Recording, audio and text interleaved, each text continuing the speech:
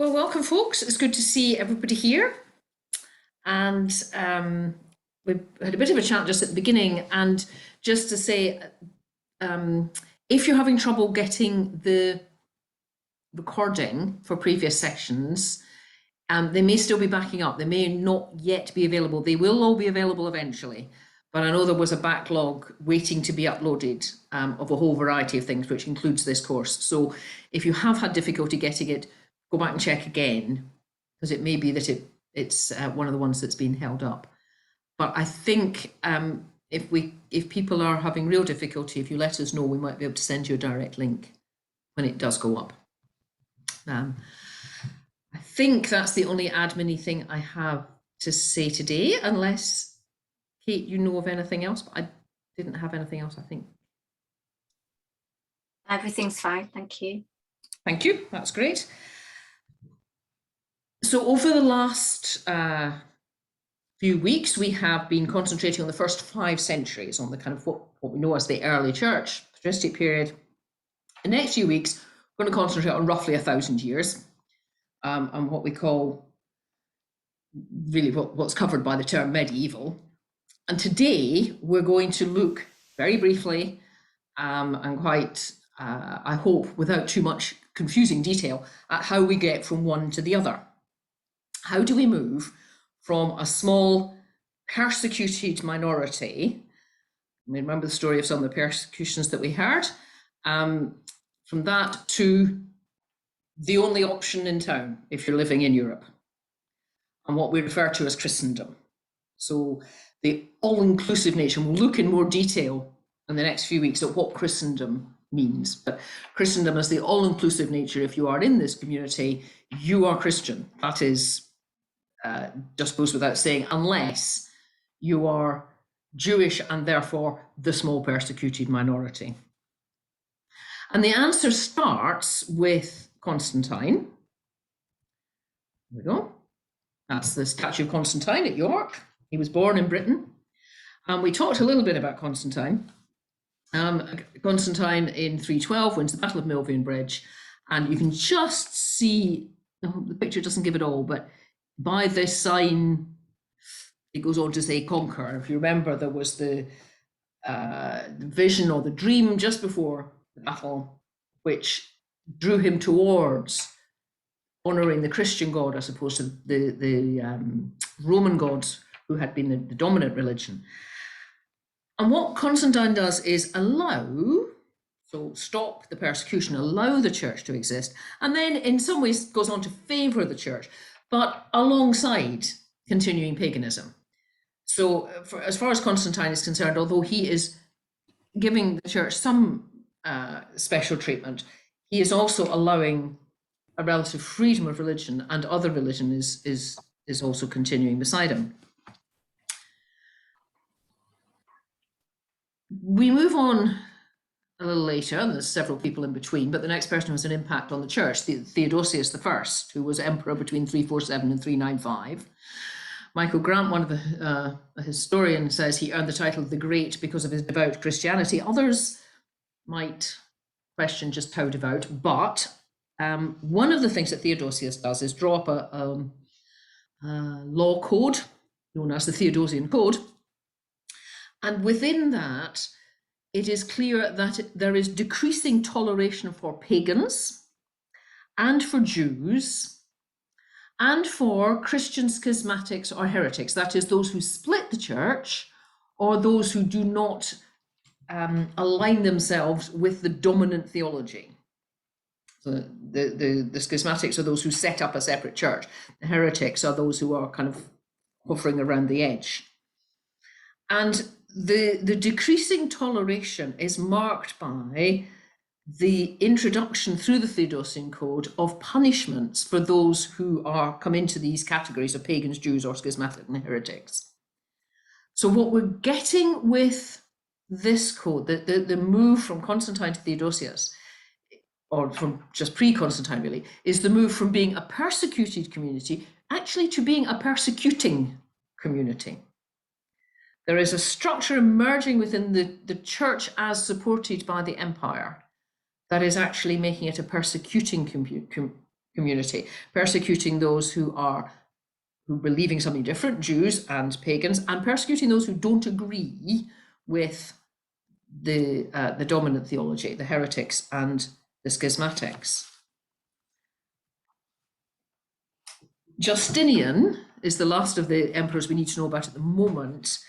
In 520, Justinian is several generations down the line, but in 529 he starts what becomes known as the Justinian Code, and what he's doing is actually and literally codifying the laws going right back to Hadrian. He's trying to bring together and to systematize Roman law that has, as far as he's concerned, been shooting off in all sorts of directions.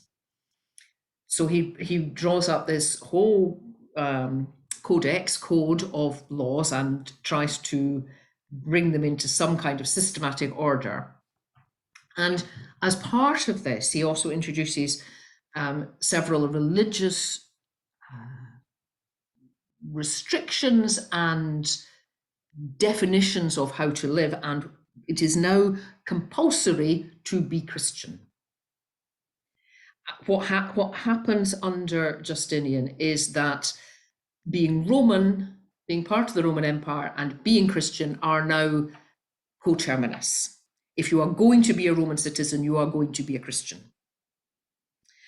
With the possible exception of Anglo-Saxon England, Justinian is emperor at the time when that we refer to within English history as the Anglo-Saxon period, and that has not yet been because England, Anglo-Saxon England, is right on the borders, and the Roman rule has really been withdrawn in the mid-400s from England, although there's still a sense of a Roman presence and still looking towards Rome for protection and identity, but the church hasn't taken such deep roots. But within continental Europe, that part of the empire, to be Roman and to be Christian have now become identified.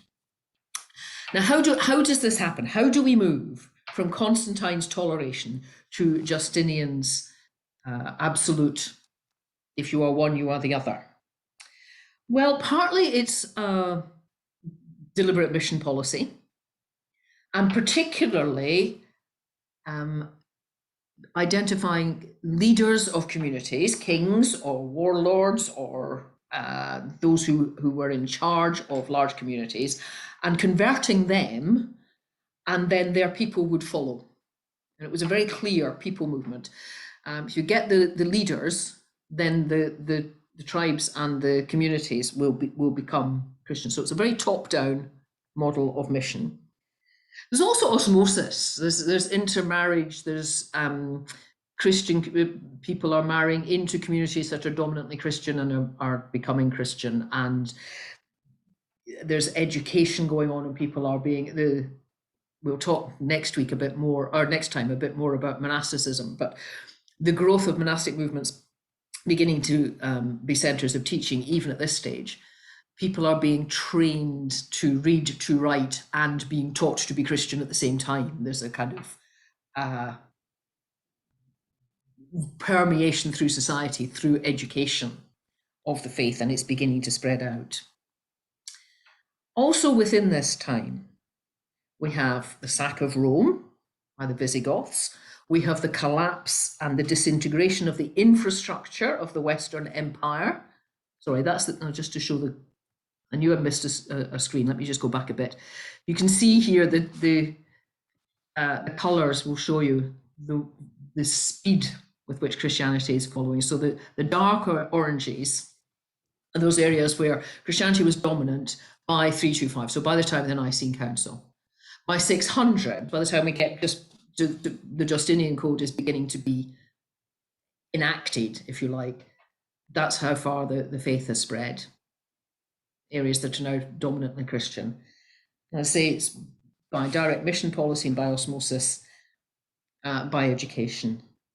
And also within this period, fall of Rome, collapse of the Western Empire, and the capital really of the empire is in this map called Byzantium, Constantinople. The two names are used of the city.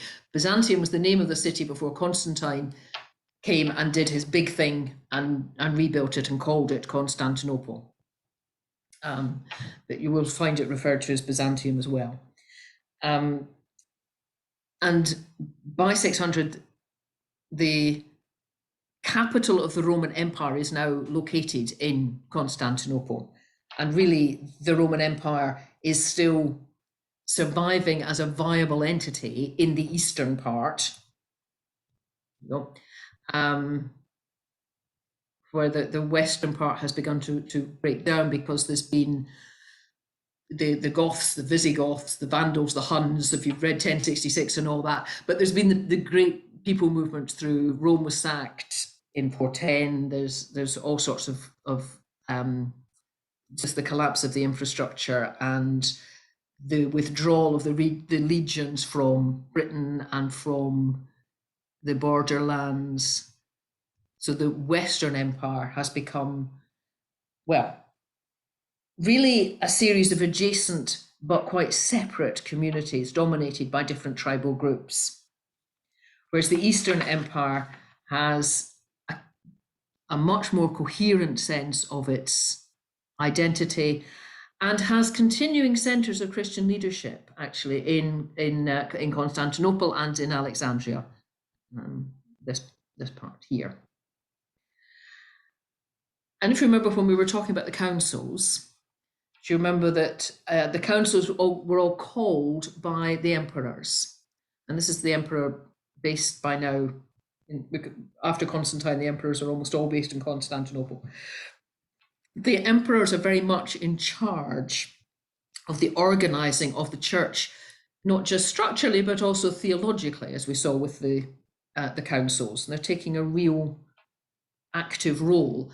And that applies in the Eastern Church. The Western Church really doesn't have the equivalent power structure. The emperor's writ, although this is still being called the Roman Empire, the emperor really doesn't have much power here.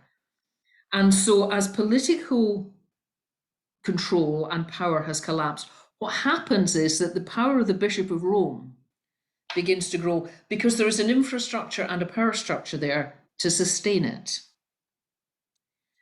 And remember Leo? Remember we heard about Leo's tome that was so influential at Chalcedon. Leo served as Pope for 20 years. And he was one of the ones who, or he's the first really, to claim the descent from Peter as the basis of the authority of the Bishop of Rome. Chalcedon had certainly affirmed Leo's tome, Chalcedon the Council in 381, and they were very happy that Leo had found them a theology and a language that helped to solve the problem that was underlying the calling of that council. So how do we talk about the two natures of Christ? How do we talk about both divinity and humanity without being only divine or only human, or one absorbing the other to such an extent that it was meaningless? So Leo had provided that, and the Eastern bishops were happy to affirm that, happy to welcome that. What they also did at the Council of Constantinople was affirm Constantinople, the city, as the new or the second Rome, because the recognition was that that's where the center of authority was now. It's where life was happening, really. It was that barbarous West, everything was falling apart. But what they said was the place of Constantinople as leading the church, which was what they were arguing, is based on it being an imperial city. It's because it is the city of the emperor. And this was what Leo wanted to reject, because of course he couldn't claim that any longer about Rome. Therefore, he couldn't claim a similar authority for Rome because there wasn't an emperor there. And what Leo claimed was that Rome was the city, or the church in Rome was the place where authority rested because Peter had been bishop there. And this is the first time, so the 380s is the first time we get that claim that the authority of the Bishop of Rome rests on succession of Peter. the Constantinople, the Eastern Church, Constantinople, Alexandria, and so they were not terribly thrilled about that, and so they rejected his claim. And again, you've got a split going on. It's this ever deepening split between East and West, between Latin and Greek, and between, well, one of the focuses, of course, for the split is what is the role of the emperor. Leo objected to the emperor's involvement in the church in the way that the Constantinople Council was trying to affirm it, because he was arguing that this led to a blurring of the boundaries between church and political power, and that this was this compromised the church. This brought the church. It put another authority over the church other than God, and therefore compromised it and diminished its power and its identity. And there was a continuing debate over the Chalcedonian definition, and there were those who didn't agree with it. And in the emperor between 491 and 518, the Emperor Anastasius, took sides. And as far as the Roman bishops were concerned, he took the wrong side. He objected to the Chalcedonian definition and wanted to go down actually a much more Arian route. And as far as the Roman bishop was concerned, this just demonstrated why you shouldn't let bishops get involved, because they weren't theologians and they got it wrong. And this would damage the church because it would get their theology wrong. Bishop of Rome at this point was called Pope Gelasius. We're just beginning to get the term Pope being used at this point. And he wrote various things, but one of the things he wrote was a document which outlined the limits of the emperor's authority. And he argued for there being two realms of power, that there was that all power came from God, and that God gave certain power to the church and certain power to the emperor, and that the church trumped the emperor when it came to theology, but by implication, actually, as it turned out, we'll hear a little, various other things as well. And really what Pope Gelasius wrote shapes for the western part of Europe. There we are. I thought I got a picture of him. The western part of Europe, the relationship between church and state, church and emperor, for most of the medieval period. The Constantinople folk rejected it. And so you get a very different relationship between emperor and church in the Eastern Empire, the eastern part of the empire. It's not exactly church state as we would understand it. It's more to do with realms of Christian authority and who has the right to exert God's authority in this area and in this area. We'll come back to this again when we come to Luther, and we hear echoes of what Augustine has been saying. And it's a debate that goes on, and it's, in a sense, it's at the very heart of what does Christendom mean. You know, while the church is a small, marginalized group, it's fine. We don't have to deal with this kind of question because we don't have the power. So we don't have to worry about how does power fit together with gospel. But as soon as you get to the point where the church is the dominant community, which is what we're talking about here, then all these issues begin to come up.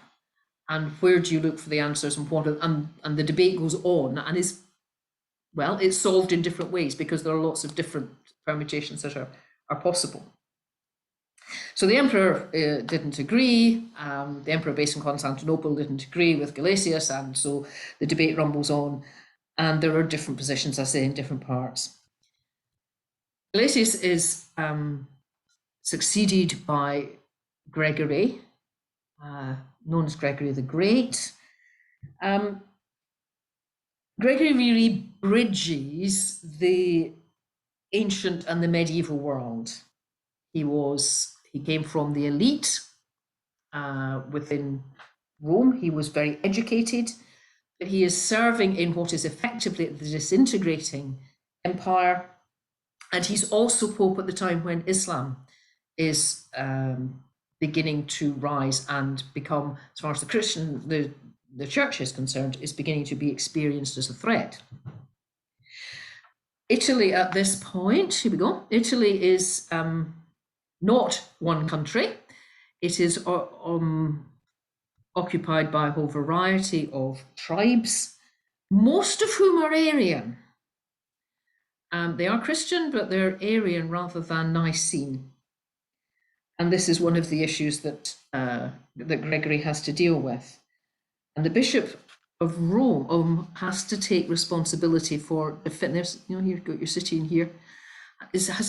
Nobody else is going to defend the city of Rome against the encroaching tribes, because the emperor is way off over here somewhere, Constantinople.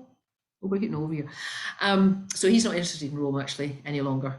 So if anybody's going to defend Rome, which still has this numinous sort of psychic power, people are still looking to Rome and to talking about the Roman Empire. It still has this place in people's imaginations, but it doesn't have the capacity to defend itself and to defend the rest of the empire, frankly. The only person who's got the power to do that is the Pope, because things have just developed in such a way that he has filled the power vacuum, and those in the church, those in church positions, those with education. There were those who could read and write and therefore keep the records. There were those who could deal with the courts, and this becomes more and more important under Gregory. Gregory begins to build up the organizing of a legal system which is administered through the church courts, and begins to restore order to what has been quite a chaotic set of, well, not just set of areas, but just, who's in charge and how do they relate and how's it all going to work. Constantine had given the church the right to own property. By the time we're getting to Gregory, well, actually, the time we're getting into the 6th century, the church has become a major landowner, because what happened, particularly as Rome declined, is that some of the leading families just sort of came to an end. They dissipated, and they no longer were there to hold their estates and to own their estates, and the estates came to the church. And so you begin to get, you see round about Rome, the yellow colour, you begin to get what become the Papal States. And actually the Pope begins to be a prince, a landowner, and a ruler over quite a large area. And therefore, along with that, begins to gain quite a lot of political, to have a basis for the political power that had begun to emerge as the city infrastructure disintegrated, and the Pope was taking it over. Gregory was also a missionary, or had very he didn't travel. He sent missionaries. He's the one who sent Augustine to England, to not Augustine of Hippo, just Augustine of Canterbury. I meant to tell you about Gelasius. Gelasius is the one who decreed that Valentine's Day should be on the 14th of February. He was very taken with Valentine as not as the patron saint of hearts, flowers, and chocolates as we now know him, but the man who rescued women who didn't have dowries and enabled them to get married, and he wanted to support him. Anyway, yes, Gregory, the story goes that he saw the slaves in the marketplace in Rome, beautiful fair-haired boys, and said, "Who are they?" and was told they were Angles, and not Angles but angels, and sent the missionaries to Anglo-Saxon England. There were already churches in other parts of England, the Celtic missionaries, and in fact there had been churches when the Romans were present. So it wasn't a completely untouched area, but under Gregory you get the beginning of the Roman presence in England, well, in Britain. And of course that in itself leads to tensions, because the Celtic Church coming in from the west, and eventually the Synod of Whitby, and there having to be a decision about what's going to do. We'll cover that in a couple of sessions' time. But that's one of Gregory's things, and he's also, as I say, he was building up this body of canon law, which becomes a basis for helping society to survive and is administered through the church courts, which they start off based around Rome, but it begins to work, and so it begins to spread, especially as some of these areas begin to become less Arian and more Roman, more Nicene in their faith. And we're going to come on to talk about Clovis. One of the biggest tribes, one of the most successful tribes that took over so came in and then gradually spread, were the Franks. And they gradually came in, they moved their way, well, there's my cursor, moved their way in and then gradually began to take over the area. That dark red there is the sort of, not quite the largest, it does get slightly bigger, but that's the sort of very dominant area of that the Franks eventually take over. They start off as a small group and they just are very successful in battle, and also in intermarrying, and they come to dominate most of the Western European continent. In 476, the last Western emperor, so there had been the emperor, the main emperor, as it were, was based in Constantinople, but there was often what was a sort of secondary emperor, not always, but somebody whom he deputed to be based in Rome to kind of look after that bit of the empire. Always a less powerful, always under the control of the emperor in Constantinople, but just to try and hold things together. In 476, a man called Romulus Augustus, I mean, it was a really powerful name. He was clearly trying to identify himself with the whole Roman history. He was deposed by the Franks from being emperor in Rome, and really you've got then, that's just the end of Rome as the center of the empire, or is it? But it felt like it at the time. The Franks carry on there. They're fighting the Romans, but gradually what happens is they begin to adopt Roman ways. Culture and language and literature and architecture. And in 481, Clovis, who is the king at that point, has a major expansion and takes in what we see here, what is now France. Now, he was recognized by the emperor in Constantinople really as being, okay, let's stop fighting this guy. Let's co-opt him. And he was named by the emperor as honorary consul. Now, this is, on one level, it meant absolutely nothing, because frankly, Clovis was king of the Franks. He had all the power he wanted. But by naming him honorary consul, what happens with that is he's adopted, as it were, into the Roman system. It was a pre-existing term that had been used in Rome when Rome itself was flourishing as the center of the empire. And if you like, it's this recognition that Rome still holds this imaginative power, and the whole idea of a Roman Empire still holds people's, it's still there in the back of people's minds as something that is not to be lost. So Clovis is named as honorary consul. So he's assimilated in. Now, Clovis was brought up Arian, but under his wife's influence, he became Nicene. And this happened, and it's very similar to Constantine. He was facing a battle. His wife had their child baptized in the Nicene faith, and he was very angry about it. And she said, you should, try it and see. Pray to God the way I pray to God and see what happens. He did, and he won the battle. And so he, just as Constantine did, said, right, that's, I will now follow this God in this way. And not only me, but my 3,000 soldiers too. And this is a very typical sort of, get the leader and everybody will follow, because of the nature of what it meant to belong to a community at this stage. So in Christmas 508, he was baptized, and this is an ivory carving of representing his his baptism. These you will understand, all the pictures I'm showing you, they're not contemporary. They're just to give you images as we talk our way through it. Now, this is as much a political conversion as a religious conversion. Remember Constantine. This worked politically. I want this God on my side, rather than the kind of thing we read with Augustine, if you like, the sort of deep, heartfelt struggle and emotional and ethical change.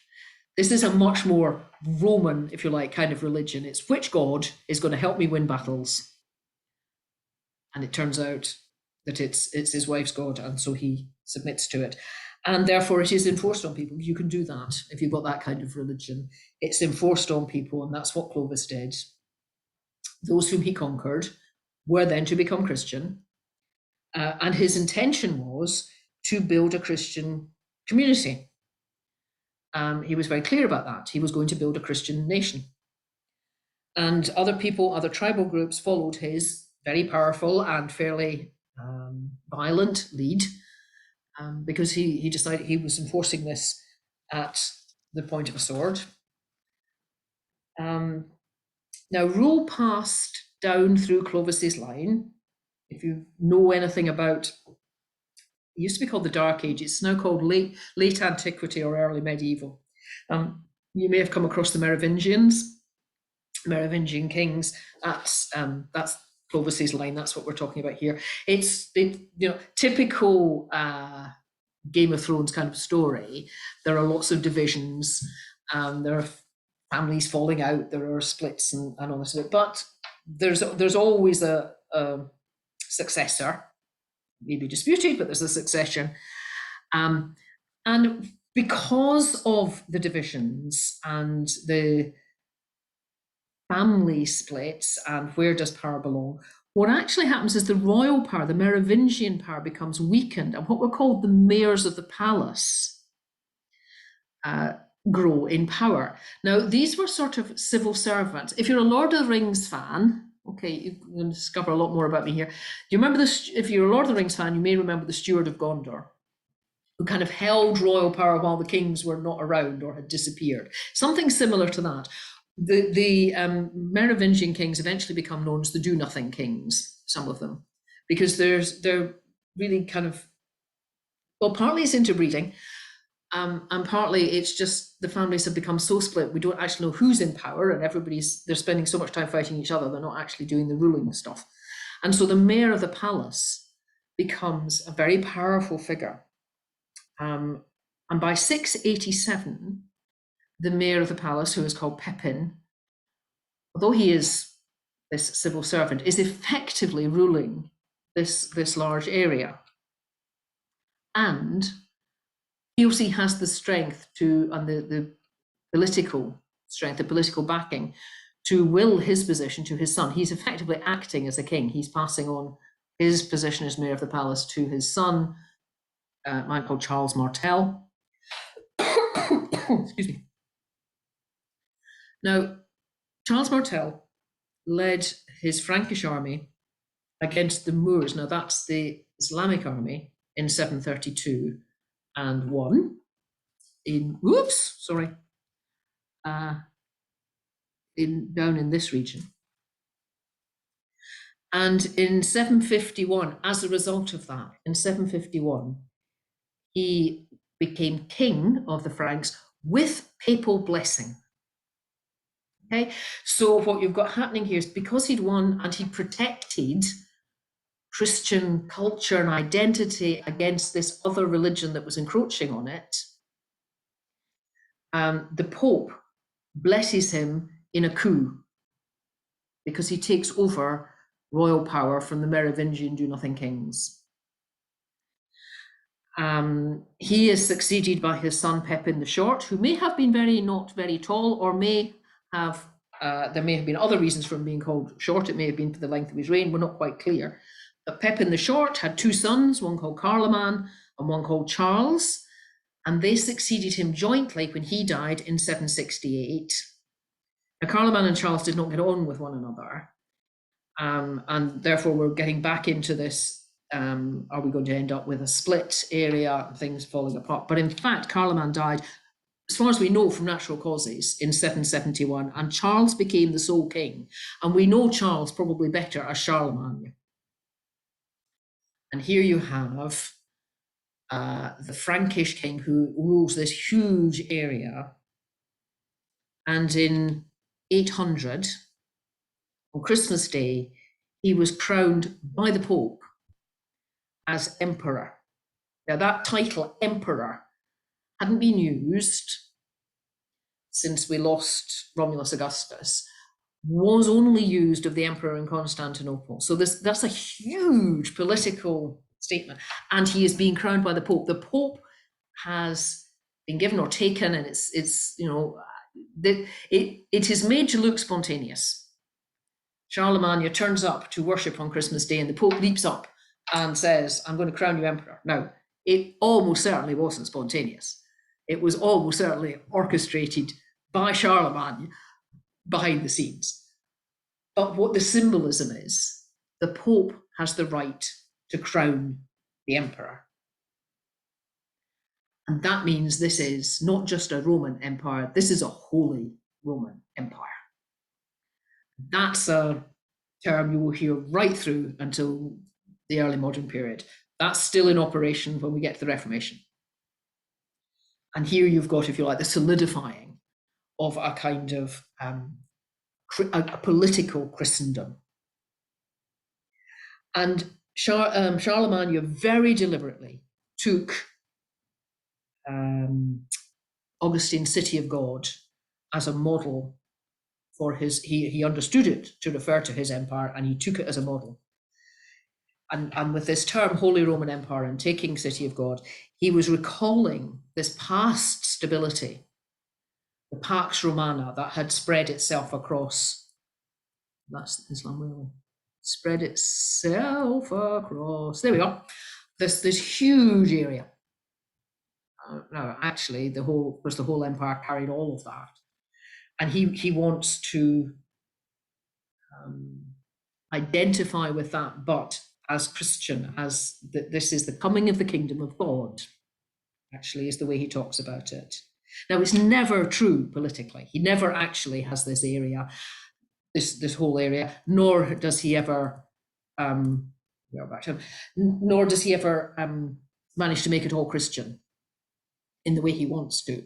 But that imaginative power comes to dominate the medieval period. And it has its roots here. And what Charlemagne does is continue to reshape, or Charlemagne and those around him, continue to reshape faith as an imperial religion. And we see it now in top-down missions, very, very conscious use of the Old Testament as a model. So the kind of theocracy that is envisaged in the Old Testament teachings about Israel, again, it never actually happened, but the theory behind the Old Testament kingship models is taken over and applied to the Holy Roman Empire.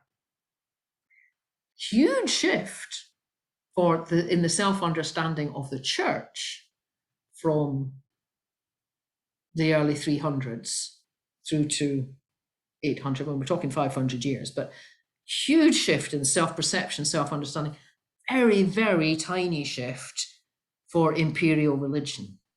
I mean, all imperial religion has done is swap one form of one name of God for another. And what it's the same model that religion is there to sustain, protect, enable the community and the political community to flourish. And it's there as a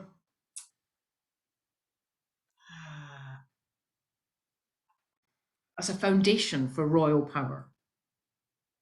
That's kind of how it's understood. So royal power depends on the Pope, or depends on the blessing of the God's blessing of the emperor.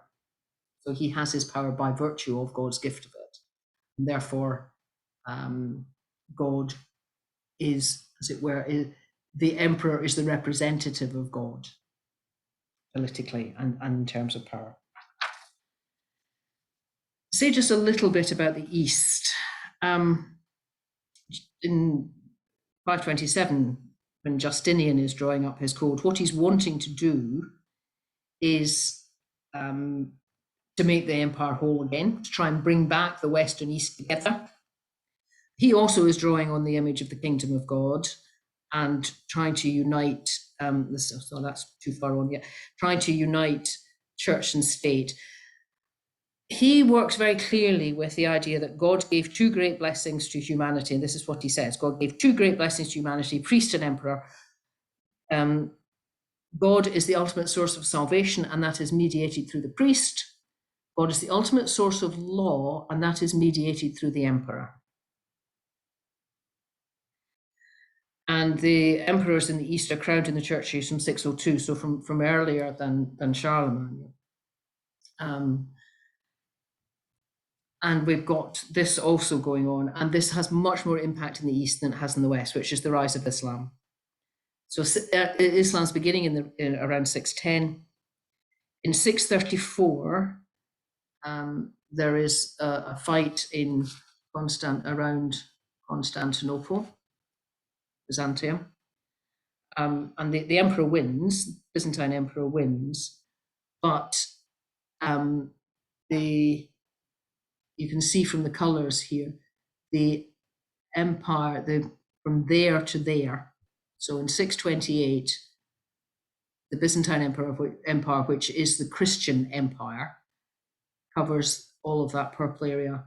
And by 733, it's a much smaller area. And Islam has spread. Islam here is green. So the Byzantine Empire, the Eastern Roman Empire, has really narrowed in, drawn in, as Islam has swept through. 638, Muslims took Jerusalem. And we'll touch on the Crusades in another session. But so you can see here's Jerusalem here. So the loss of the holy places was a huge distress through the whole of not just the Eastern Empire, but through the Western Empire as well.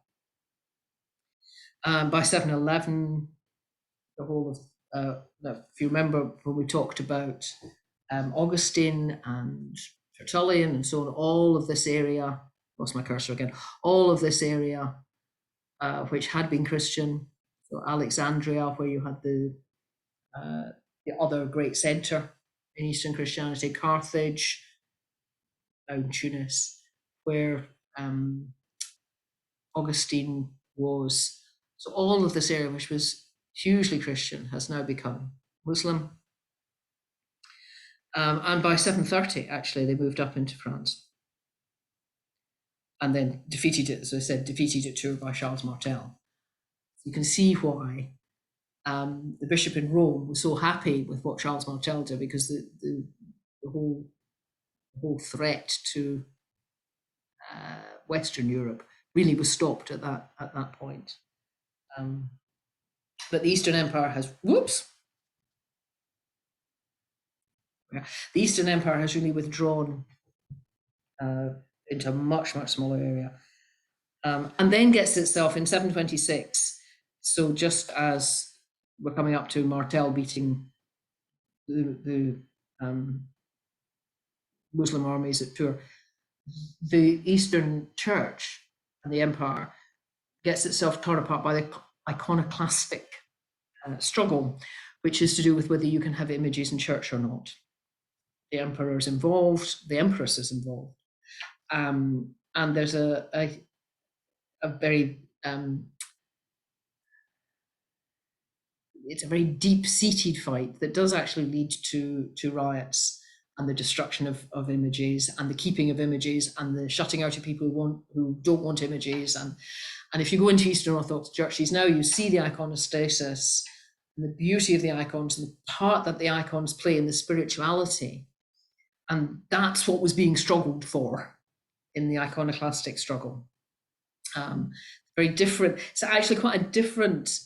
So it's possible to see links between that and some things that happen in the Reformation in the West, when you've got the destruction of images and statues.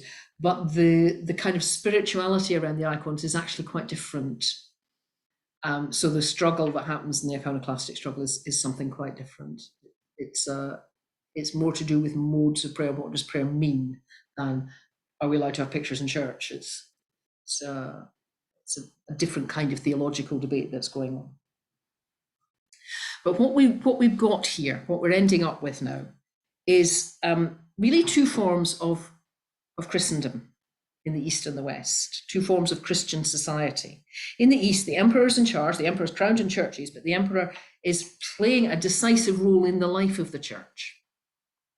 So it's the emperor who calls the councils, it's the emperor who determines actually the outcome of most of the councils. The emperor is crowned in the church because the emperor has an authority within the church that is owned and celebrated in the coronation. And this remains true.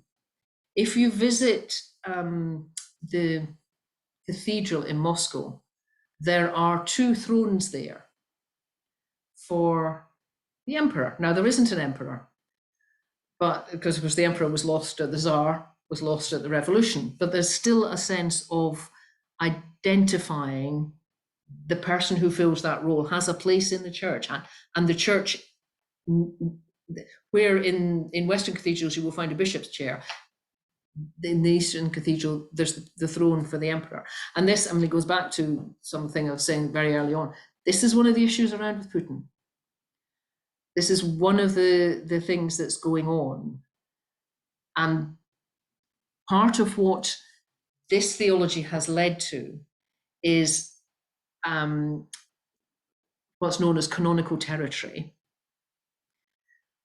So that which is a political entity has a religious identity, and you only need one church in that area because you only have one ruler, and therefore you only have one church. And that's part of what is happening. Does Ukraine belong to Russian canonical territory? Is part of the fight that's going on. In the West, the balance shifts, and it does keep shifting all the way through the medieval period. But the sense is that it's the Pope, Bishop of Rome, that makes the emperor. So the emperor cannot be emperor unless the Pope crowns him. So the authority actually remains very much the Pope, and the Pope is theologically in charge. And it's see it operating in a variety of ways. But you've when we talked about Augustine, we talked about Ambrose, and Ambrose was one who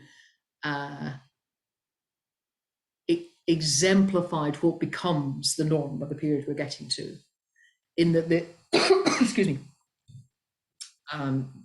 he faced down the emperor, who that there had been an incident of anti-Semitism, and the emperor wanted to punish those who had provoked it. And Ambrose was not having any of this, because he did not want the emperor to be taking the side of those who he understood to be haters of Christians. Now we're pre-Constantine here, so the church is still unstable. But what I beg your pardon, we're not pre-Constantine at all, but we're pre Theodosy. We're pre the absolute identity of Christian in Rome. Ambrose refused to allow the emperor to receive communion until he had made public penance.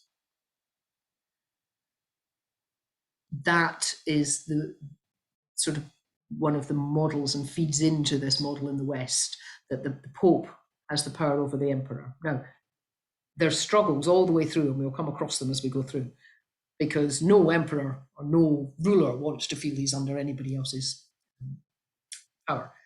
But that's the model as which is very different from the Eastern model. And that's, again, another of these differences that is driving the two parts of the church apart.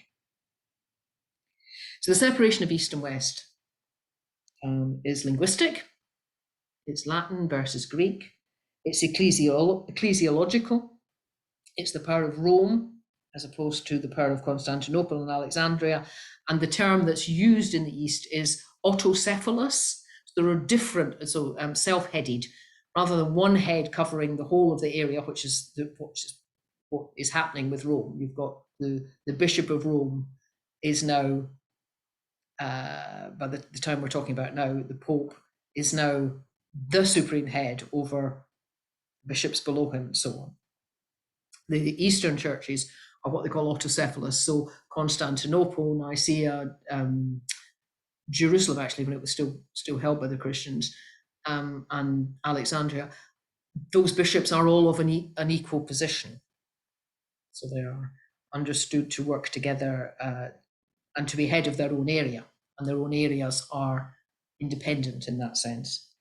There are differences in liturgy, very, very significant differences in liturgy, and there are differences in theology, particularly around the excuse me, the nature of the Spirit, the relationship of the Spirit to the Father and the Son, and who has the right to draw up the creed. So all of these differences are going on, and these two churches really have become quite separate now.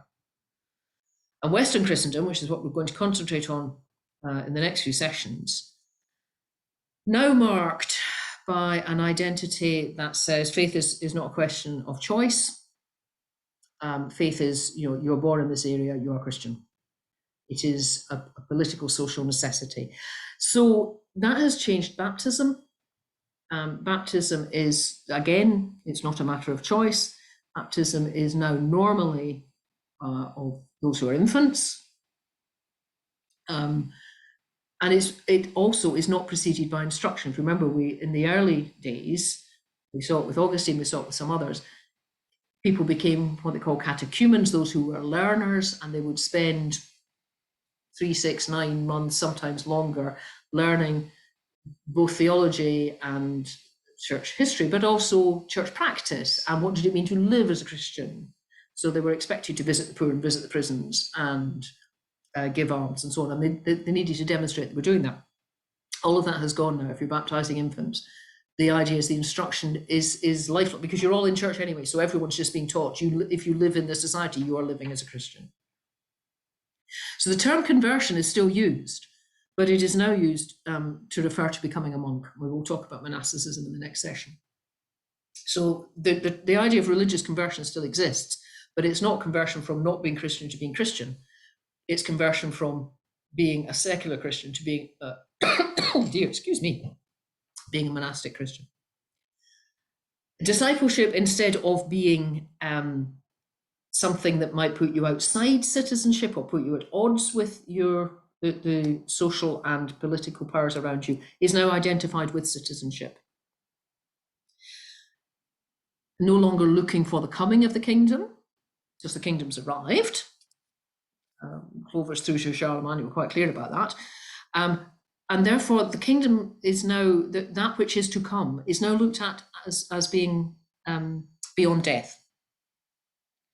So there is a growing sense, and again, we will look at this in much more detail next time, looking at purgatory and monasticism next time, but there's a growing sense of what really matters is what happens after death, because, it's all sorted out, and that's what we've got Christendom, it's all here, but what really matters is what happens after death.